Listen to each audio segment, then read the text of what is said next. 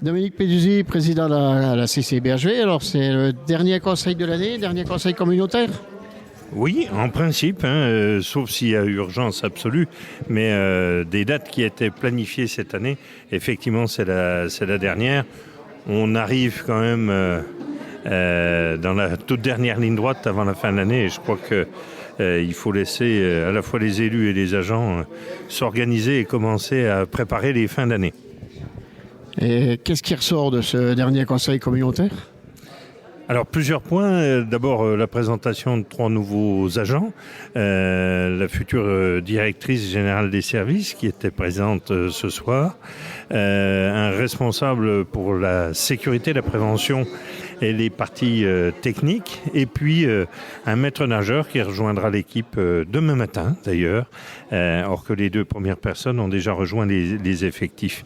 Donc voilà, c'était déjà la présentation de nouveaux agents au conseil communautaire, et puis l'évocation d'un certain nombre de sujets, des décisions modificatives, puisque bien entendu on vote le budget au début de l'année et on ne peut pas tout imaginer, tout prévoir. Donc il y avait plusieurs décisions modificatives qui étaient plutôt techniques. On avait bien entendu des délibérations à prendre sur le soutien à la population au titre de la rénovation énergétique des bâtiments. Le programme de cette année a été plus soutenu que prévu, donc on a pris un avenant pour compléter les financements. Ça, c'est pour les particuliers. Dans certaines conditions, il peut y avoir des subventions, c'est important. Et puis, il y a un nouveau programme qui s'appelle le Pacte territorial France Rénove, et donc il fallait qu'on adopte une convention pluriannuelle. Donc ça, ce sont des éléments qui sont passés. C'est bien entendu l'énergie, la préoccupation de nos concitoyens. Et si on peut avoir des bâtiments plus sobres, c'est bien. On avait aussi la présidente de l'Office du tourisme, Danielle Schmerber, qui a présenté 2 éléments structurants. D'abord, le rapport d'activité annuel, et ça, c'est un exercice auquel on est tous rompus. Et puis la convention d'objectifs, qui est quelque chose d'important. Ce sera la 2e convention d'objectifs sur le territoire pour l'Office du tourisme. Et là, cette fois-ci, c'est l'Office du tourisme, c'est le comité de direction de l'Office du tourisme qui propose au conseil communautaire, or qu'à la création de l'Office du tourisme, comme il n'y avait pas de comité de direction, c'était le conseil communautaire qui avait posé les jalons de ce que devait être la promotion touristique de notre territoire. Et tout à l'heure, tu nous as parlé d'un maître nageur, mais il arrive en même temps que la réouverture de la piscine. Effectivement, c'est un autre sujet qu'on a abordé ce soir. La piscine a été fermée, la piscine du Tillot a été fermée pendant 4 semaines.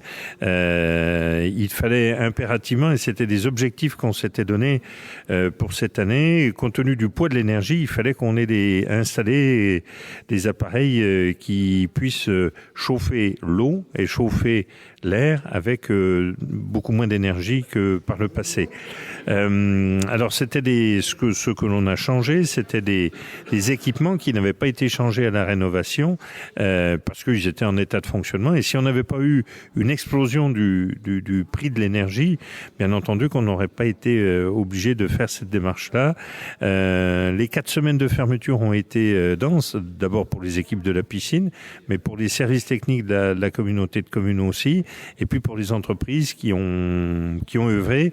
On avait un planning, on avait dit qu'on ouvrirait, on serait en état de fonctionner ce soir, le lundi soir, et donc l'ouverture le mardi matin.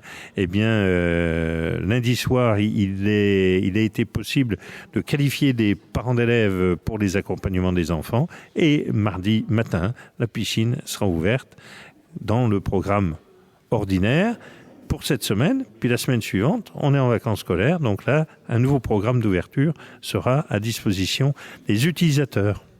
Donc, début 2025, pour les écoles, tout va bien à la piscine. Oui, on peut dire premièrement que le programme scolaire a été tenu sur l'année 2024 pour le premier semestre scolaire. Et puis, bien entendu, dès la rentrée, on terminera ce qu'on n'a pas pu terminer au mois de décembre, mais on l'avait anticipé avec l'Éducation nationale quasiment dès le mois d'octobre. On savait qu'on avait des travaux à faire et que la centrale de traitement d'air, qui est le poumon de de la piscine, il devait être cette centrale, elle devait être changée. Et donc on avait anticipé avec l'Éducation nationale. Tout début 2025, on termine les programmes de formation des élèves pour la première série et on attaque la deuxième série dans la foulée. Autre chose sur ce dernier conseil communautaire 2024 ? Oui, il y a l'opération Grand Site Ballon d'Alsace.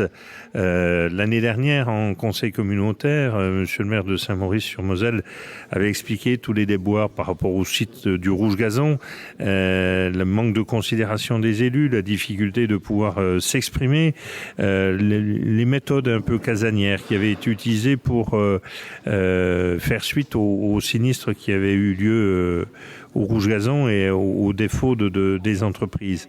On avait été solidaires. Et ça, c'est important à dire. Et on a attendu que les choses se mettent en place, s'apaisent, que les prises de conscience puissent se faire pour que la commune de Saint-Maurice le conseil municipal puisse être entendu et pouvoir influer sur le cours des choses. Cette année a été positive puisque le cours des choses a changé.